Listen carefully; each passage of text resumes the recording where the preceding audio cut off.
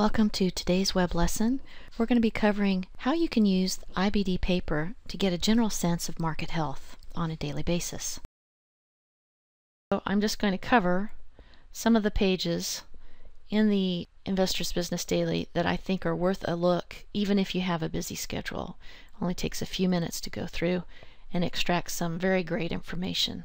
And I don't always get to read all of the paper, which is something I really enjoy.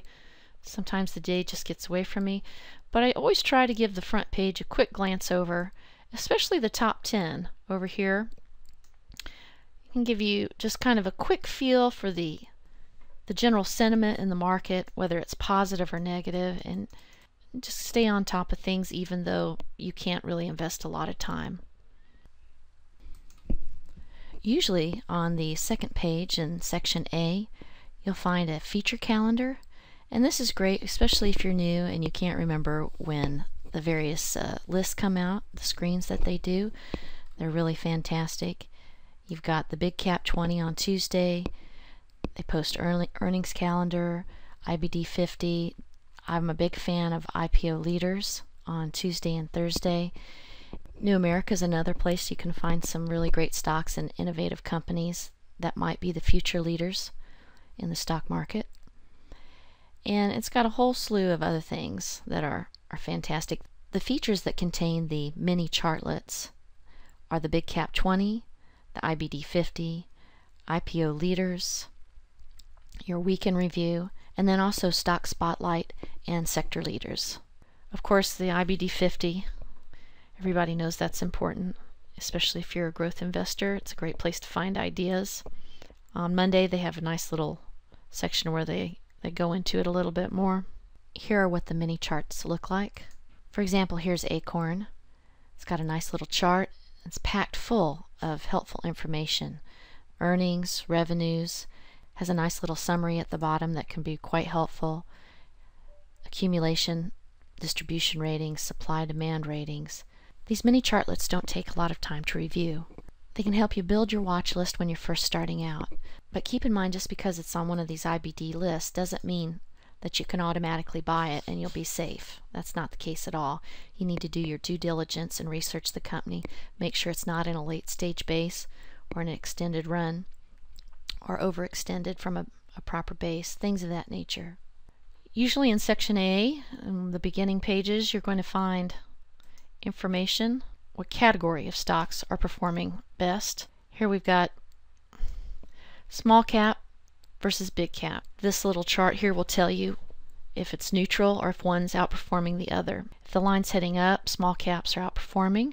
And the same with value versus growth funds. Are growth funds outperforming? If they are, then the line will be pointed down, and if value funds are outperforming, the line will be pointed up.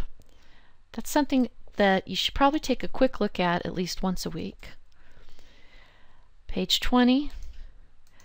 Now I showed you the accumulation distribution rating, but they've also have this really wonderful chart right here of the S&P, and you've got the 50-day moving average in here, and it just gives you a quick glance at the chart and how it's performing.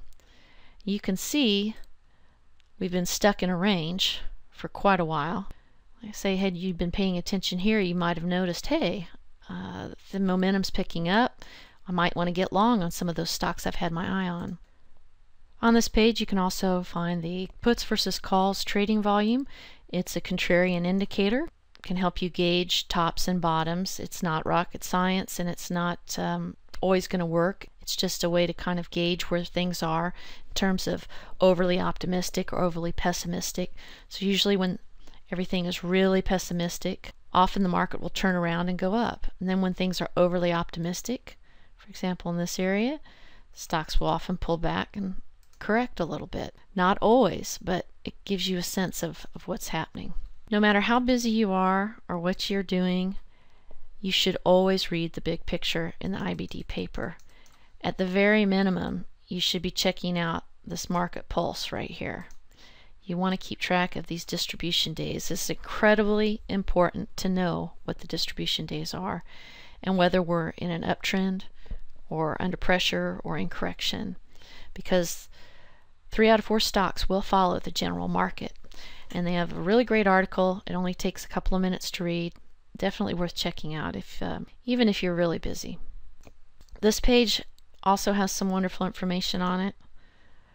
We've already done the NYSE stocks above the 200. They also have information on the groups with the highest percent of new highs, which is similar to what I do on my page, but maybe you don't have time.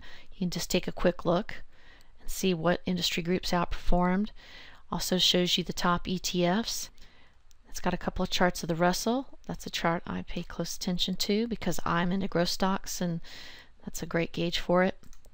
And then also some mid-cap stocks. You can find a lot of great ideas in the new high, new low section of the paper. It also gives you a quick, at a glance understanding of what sectors and industry groups are strong right now. This IBD sector leaders. This is a great place to see how leadership is performing. Now, if you're new to IBD and you're new to investing, you're new to growth stocks, you'd be crazy not to read Investor's Corner. It's in section B every day. It's fantastic. It's a great way to quickly learn about trading stocks. Before you know it, if you do this for about 3 months straight and you read every single article, you will be surprised at how much you've absorbed and how much you know. Another incredibly helpful feature, which you can find next to Investor's Corner, they're usually on the same page, would be the NYSE Stocks on the Move and the NASDAQ Stocks on the Move. It's a great place to find stocks that are accelerating or decelerating on large volume and making big gains or big losses. Another feature that I'm really fond of is Stock Spotlight. They also have a little article at the bottom where they will highlight a given stock within that particular scan. You can find a lot of winners in here. This is the time saver table. I'm told it's one of Bill O'Neill's favorites. I love it. It's a great section. You can quickly see what stocks were up on large volume and what stocks were down. If you do a lot of perhaps day or swing trading, you can find a lot of great ideas in here if you focus in on things that are overbought or oversold. You can also use it as a way to find stocks that are in a strong uptrend or downtrend. So I hope you found some of this information helpful. Please know that what works for me may not work for you. I'm not suggesting that you do everything I'm doing. I'm just throwing it out there for those who had questions. For those of you that'd like to learn more about growth stock investing, you can visit our Investors Business Daily Meetup group. It's free to join, and we've got a lot of valuable learning resources that we try to highlight.